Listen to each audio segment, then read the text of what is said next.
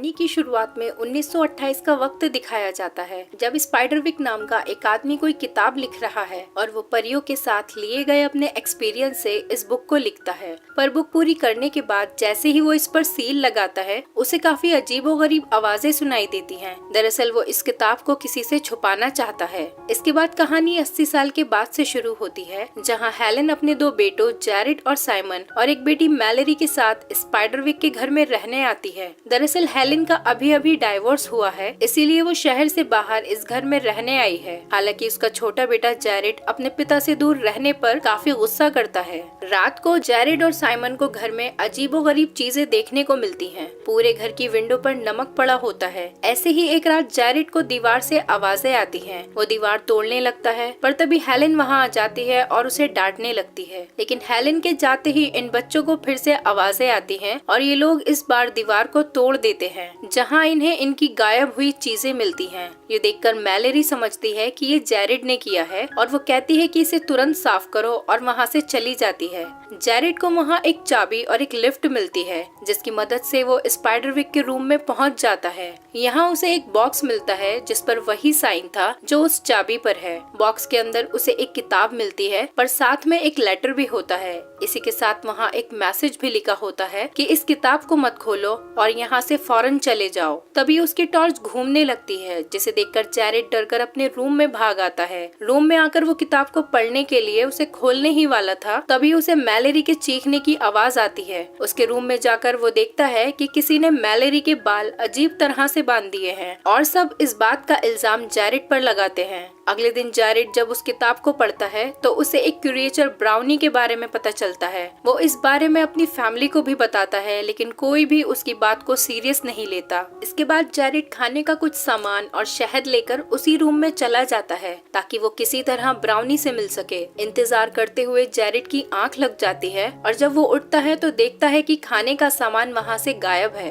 गिरे हुए टुकड़ों को फॉलो करते हुए वो ब्राउनी तक पहुँच जाता है, लेकिन जैरेड को देखकर ब्राउनी डर जाता है और खुद को गायब कर लेता है। ये देखकर जैरेड उसे और बिस्किट देता है और उससे बात करने की कोशिश करता है। साथ ही वो उसे किताब दिखाकर उसके बारे में पूछने लगता है, लेकिन किताब को देखकर ब्राउनी गुस्से में हरा हो जाता है और कहता है कि तुमने इसे खोलकर अच्छा नहीं किया। उसको शांत करने के लिए जैरेड और फूड देता है। नॉर्मल होने के बाद ब्राउनी कहता है कि मैंने स्पाइडरविक से कहा था कि इस किताब को जलाकर खत्म कर दो, लेकिन उसने मेरी कोई बात नहीं मानी और उल्टा मुझे ही इस किताब की जिम्मेदारी दे गया। वो आगे कहता है कि मलग्रेट और गॉब्लिन इस किताब के पीछे पड़े हैं। मलग्रेट एक ऑर्क है और इस किताब के सीक्रेट्स को अपने बुरे कामों के लिए इस्तेमाल करना चाहता है। साथ ही वो जैरेड को घर के बाहर बने गोल घेरे को दिखाता है, जिससे बाहर जाने पर गॉब्लिन उन पर हमला कर सकते हैं। तभी जैरेड देखता है कि साइमन ने सर्किल को क्रॉस कर लिया है और ऐसा करते ही कोई उसे घसीट कर ले जाने लगता है, लेकिन जैरेड को कोई नजर नहीं आता।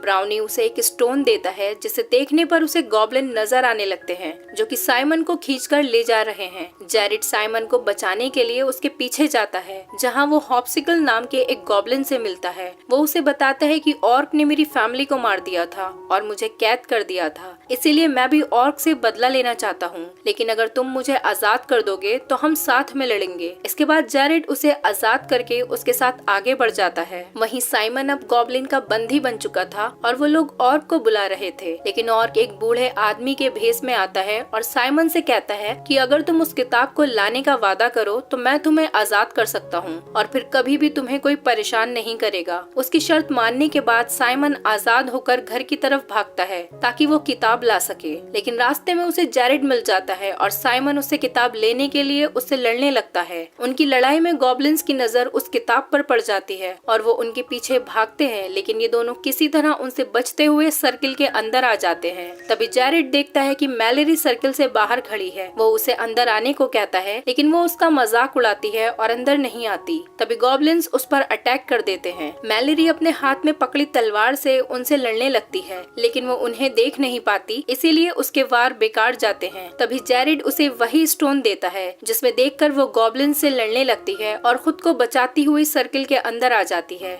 लेकिन वो देखते हैं कि गॉब्लिन्स ने घर को चारों तरफ से घेर लिया है। घर के अंदर जाकर जैरेड और साइमन उसे किताब के बारे में बताते हैं। मैलेरी कहती है कि हमें अपनी जान बचाने के लिए किताब उन्हें दे देनी चाहिए। ये सुनकर ब्राउनी गुस्से में आ जाता है। वो कहता है कि तुम लोग ऐसा नहीं कर सकते क्योंकि इस किताब से ऑर्क बहुत पावरफुल हो जाएगा और वो सबको मार देगा। तभी इन्हें ध्यान आता है कि स्पाइडरविक की बेटी ल्यूसिंडा, जो कि इनकी आंटी होती हैं, वो अभी एक हॉस्पिटल में एडमिट है और शायद वो हमारी मदद कर पाए। लेकिन दिक्कत ये थी कि घर को चारों तरफ से गॉब्लिन्स घेर चुके थे, तो इनके जाने का कोई रास्ता नहीं है। तभी ब्राउनी उन्हें सीक्रेट टनल्स का एक मैप देता है जिसकी मदद से ये लोग आसानी से बाहर जा सकते हैं। इसके बाद साइमन गॉब्लिन्स को डिस्ट्रैक्ट करने में लग जाता है और जैरेड मैलेरी को साथ लेकर उन सुरंगों से आगे बढ़ने लगता है। लेकिन गॉब्लिन्स को भी उनकी भनक लग जाती है और क्योंकि किताब अभी भी जैरेड के पास है, इसीलिए गॉब्लिन्स उनके पीछे अपना एक खतरनाक क्रिएचर छोड़ देते हैं, जिससे बचना इनके लिए काफी मुश्किल हो रहा है। किसी तरह ये लोग टनल से बाहर निकलते हैं, लेकिन वो क्रिएचर भी इनके पीछे बाहर आ जाता है।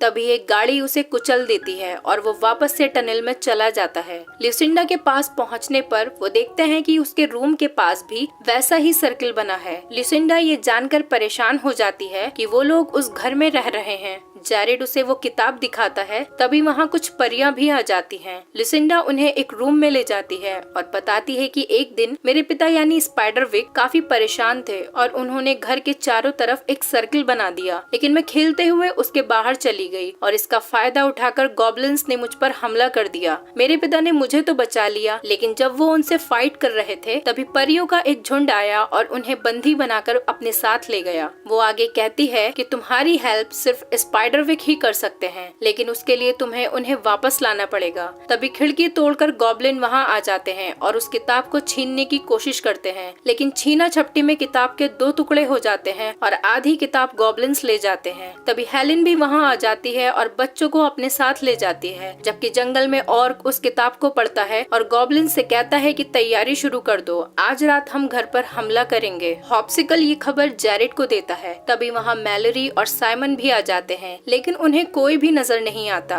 तभी हॉप्सिकल उनकी आंखों पर थूकता है, जिससे उन्हें वो दिखाई देने लगता है। रूम में पहुंचकर जैरेड अपने फादर को कॉल करता है और उसके पास आने को कहता है, पर मैलेरी उसे बताती है कि उन्होंने दूसरी शादी कर ली है और अब वो हमारे पास नहीं आएंगे। जैरेड को ये सुनकर दुख होता है, लेकिन अभी उसे अपनी फैमिली को बचाना है, इसीलिए वो किताब को खोलकर अपने दोनों भाई बहनों को ग्रिफिन के बारे में बताता है और किताब में लिखी लाइंस पढ़ता है। ऐसा करते ही ग्रिफिन वहाँ आ जाता है और उस पर बैठकर ये तीनों स्पाइडरविक के पास पहुँच जाते हैं। स्पाइडरविक उन्हें देखकर काफी हैरान होता है कि वो लोग उस तक कैसे आ गए। जैरेड उसे बताता है कि हमें आपके बारे में अपनी आंटी ल्यूसिंडा से पता चला। ये सुनकर स्पाइडरविक चौंक जाता है। वो कहता है कि ऐसा कैसे हो सकता है, ल्यूसिंडा तो अभी छोटी सी बच्ची है। तभी जैरेड उसे बताता है कि आपको यहाँ 80 साल हो गए हैं और अब आपकी बेटी 86 साल की है। स्पाइडरविक जैरेड से कहता है कि तुम्हें परेशान होने की जरूरत नहीं है क्योंकि सर्किल के अंदर बुक बिल्कुल सेफ है। लेकिन जैरेड कहता है कि ऑर्क को आधी किताब मिल चुकी है और वो रात तक घर पर हमला करने वाला है। स्पाइडरविक कहता है कि इसमें मैं तुम्हारी कोई मदद नहीं कर सकता क्योंकि पहले तो फेयरीज मुझे कभी भी आजाद नहीं करेंगी और अगर मैं किसी तरह वहाँ पहुँच भी गया तो जमीन पर पैर रखते ही मैं राख हो जाऊंगा।